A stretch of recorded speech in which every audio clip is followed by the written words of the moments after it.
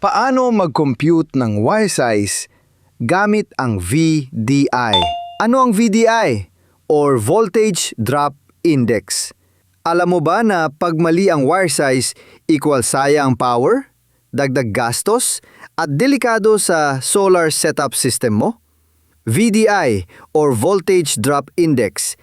Ito ang ginagamit para malaman kung anong tamang kapal ng wire. Formula: VDI equals amps times distance divided by voltage time percent drop. Kapag mali ang wire, tataas ang voltage drop at pagmumula ng init ng mga wires at magiging mababa ang performance ng iyong solar. At posibleng pagsimula ng sunog?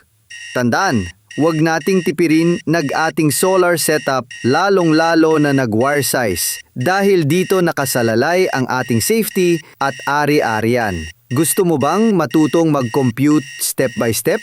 Abangan mo episode 2.